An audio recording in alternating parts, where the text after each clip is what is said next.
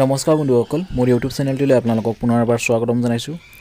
বন্ধুসকল, বহুতে কমেণ্ট কৰিছিল যে দাদা আপুনি খাচী গাহৰিবিলাকক দানা কিমান দিয়ে আৰু কেনেকৈ দিয়ে সেইখিনি অকণমান দেখুৱাবলৈ। তো মই আজি আপোনালোকক দেখুৱাম খাচী গাহৰিক দানা কেনেকৈ দিওঁ আৰু কিমান পৰিমাণ দিওঁ।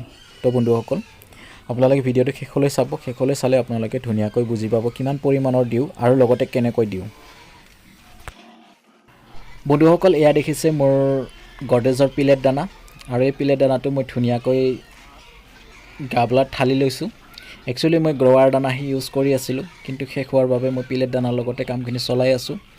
তো এদিনৰ ভিতৰতে যোগান ধৰিব মোক দোকানীয়ে, তেতিয়ালৈকে মই পিলেট দানাটো ইউজ কৰি আছোঁ। আৰু ইয়াতে মই ৰাইচ পলিচ, মেৰা, টুগুড়া লগতে মাজে সময় ভাত বনাই পেলাই বা কচু সিজাই পেলাই দিওঁ। কিন্তু আজি মোৰ এই গোটেইখিনি বস্তু নাই, সেইকাৰণে মই অকল দানাটো আপোনালোকক কেনেকৈ মিলাই পেলাই দিব লাগে আৰু কিমান পৰিমাণ দিব লাগে সেইখিনি দেখুৱাম। তো ইয়াতে মই ধুনীয়াকৈ গাবলাত ঢালি লৈছোঁ। ঢালি লোৱাৰ পিছতে ইয়াতে মই পানীৰ লগত ধুনীয়াকৈ মিলাই দিম, পানী এড কৰিম।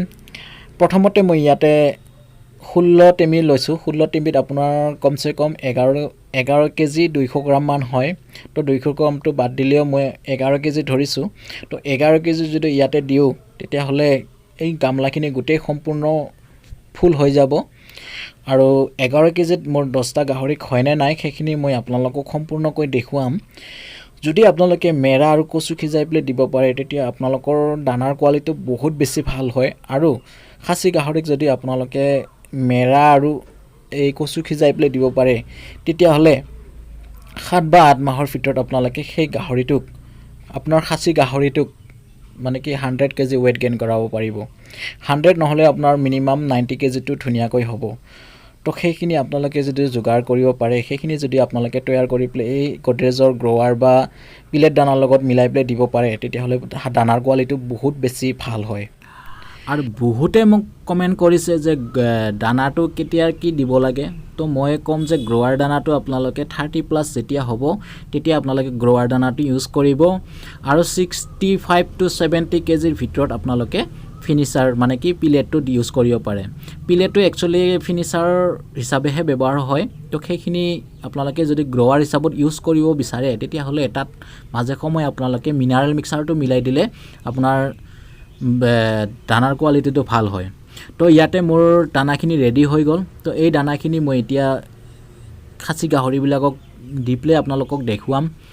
তো এইখিনি দি পেলাই যদি মোৰ গাহৰিবিলাকে পেট ভৰে তেতিয়াতো কথা নাই, তেতিয়া 1 কিলো 100 গ্ৰামকৈ পৰিব। কিন্তু যদি এইখিনি নহয় তেতিয়াহ'লে আপোনাৰ আৰু যদি লাগে তেতিয়াহ'লে কিমান পৰিমাণ লাগে বা কিমান মই বঢ়াই দিম সেইখিনিও মই আপোনালোকক দেখুৱাম। আৰু যদি আপোনালোকে গডৰেজ দানা ইউজ কৰিব বিচাৰে, দামবিলাক মই আকৌ আপোনালোকক কৈ দিছোঁ। পিলেটছ দানাৰ প্ৰাইচটো হৈছে আপোনাৰ 1250 পাৰ বেগ, গ্ৰৱাৰ হৈছে আপোনাৰ 1450 পাৰ বেগ, আৰু হৈছে আপোনাৰ 1430 টকা পাৰ বেগ। তো এইখিনি টকা মই এতিয়ালৈকে বৰ্তমান লৈ আছোঁ। হয়তো দামটো আৰু বাঢ়িব পাৰে, দোকানীজনে মোক কৈছে যে দামটো অকণমান বেছি হ'ব পাৰে, কিন্তু এতিয়ালৈকে মই এইখিনি দামতে লৈ আহিছোঁ। মানে ষ্টাৰ্টাৰ মই এতিয়ালৈকে ইউজ কৰা নাই কাৰণ মোৰ পিগলেছ নাই, সেইকাৰণে মই দামটো ক'ব নোৱাৰিম। মই 3টা ইউজ কৰি আছোঁ, 3টাৰ দামটো মই আপোনালোকক সঠিককৈ ক'ব পাৰিছোঁ। মানে কি আমাৰ তাত যেনেকৈ লয় সেইখিনি দামটো মই আপোনালোকক ক'বলৈ সক্ষম হৈছোঁ।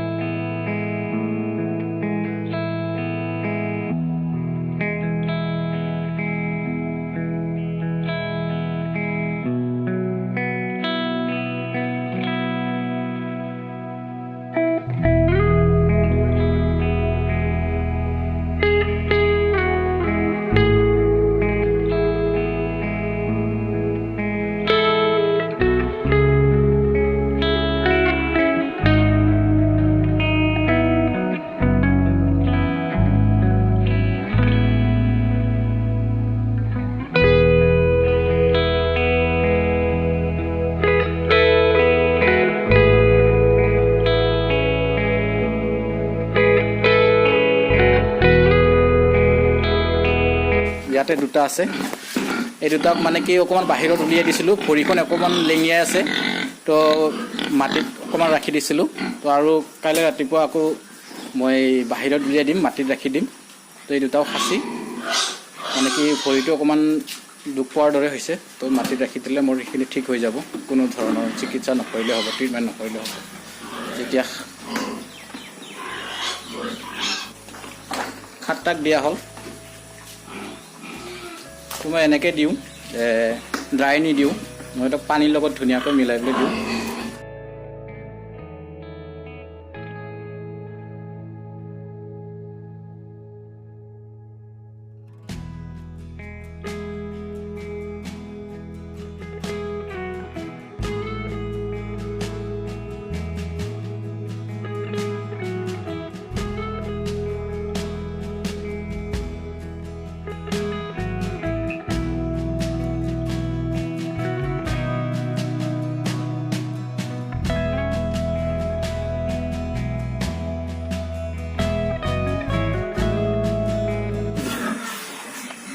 বন্ধুসকল, এইখিনি লাষ্ট চাওঁ, এইখিনি খাই এইখিনিতো চাগে নহ'বই, এইটো লাষ্ট, এইটো খতম হৈ গ'ল। তো চাওঁ এইখিনি দি হয়।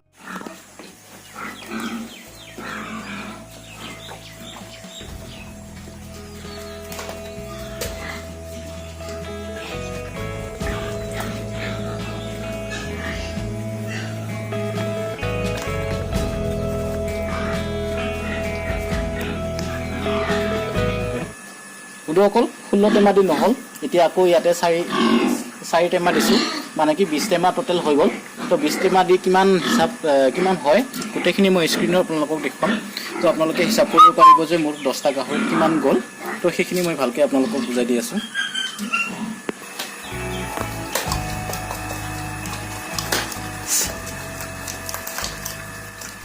বন্ধুসকল, গোটেইখিনি হিচাপ কৰি পেলাই মই আপোনালোকক দেখুৱালোঁ। 700 গ্ৰামকৈ যদি হয় 20 টেমা মই দিছিলোঁ, 20 টেমাত আমাৰ হৈ আছে 14,000 গ্ৰাম, অৰ্থাৎ 14 কেজি। তো 14 কেজিত যদি 10টা গাহৰি ভাগ কৰোঁ তেতিয়াহ'লে 1 কেজি 400 গ্ৰামকৈ পৰিব। তো পাৰ ডে আমি 2 কিলো 800 গ্ৰামকৈ দি আছোঁ, কিন্তু আজি মই অকল দানাটো দিব লগা হৈ গ'ল। যদি ইয়াতে ৰাইচ পলিচ বা মেৰা বা কচু সিজাই পেলাই যদি আমি দিব পাৰোঁ তেতিয়াহ'লে যিটো আমাৰ গডৰেজৰ দানা, সেই দানাটো অকণমান কম লাগিব আৰু তেতিয়া প্ৰাইচটো অকণমান কম পৰি যাব। এতিয়া মই এইটো পিলেটটো ইউজ কৰিছোঁ, যেতিয়া 25 টকা আৰু ভাড়া চাৰা মিলাই পেলাই যদি 26 টকাও ধৰোঁ, তো 26 টকাই ইয়াতে ধৰিব লাগিব। কিন্তু যদি আমি ৰাইচ পলিচ বা মেৰা বা আৰু যদি মাকৈ মিলাই দিওঁ তেতিয়াহ'লে প্ৰাইচটো প্ৰায় 22ৰ পৰা 24 টকা পৰি যাব। তো সেইখিনি পৰিলে আমাৰ অকণমান খৰচটো কম হয়। তো এইখিনিয়ে আছিল বন্ধুসকল, মই আপোনালোকক দেখুৱালোঁ দানা কেনেকৈ দিওঁ আৰু কিমান পৰিমাণ দিওঁ। আপোনালোকে আইডিয়াটো কৰি পেলাই নিজে মানে দানা কিমান দিব লাগে সেইখিনি দিব। মানে কি দানাটো আমাৰ খোৱাৰ লগত কথা, কিছুমান গাহৰি কমকৈ খায়, তো কমকৈ খালে আপোনাৰ গাহৰিটোও লাহে লাহে ডাঙৰ হ'ব, আৰু যদি বেছিকৈ দানা খায় তেতিয়াহ'লে সেই গাহৰিটো সোনকালে ডাঙৰ হ'ব। আৰু মাজে সময়ে আপোনালোকে ডিৱাৰ্মিং কৰিব। ডিৱাৰ্মিং কৰাটো বহুত বেছি প্ৰয়োজন, কাৰণ ডিৱাৰ্মিঙৰ লগতে গ্ৰ'থটো বহুত বেছি ডিপেণ্ড কৰে, মানে কি নিৰ্ভৰ কৰে। তো এইখিনি আছিল বন্ধুসকল, ভিডিঅ'টো চাই নিশ্চয় ভাল পাইছে বা বুজি পাইছে। যদি বুজি পোৱা নাই তেতিয়াহ'লে কমেণ্ট বক্সত কমেণ্ট কৰিব, মই ৰিপ্লাই দিবলৈ চেষ্টা কৰিম। তো ধন্যবাদ এইখিনি ভিডিঅ'টো ধৈৰ্য সহকাৰে চোৱাৰ বাবে।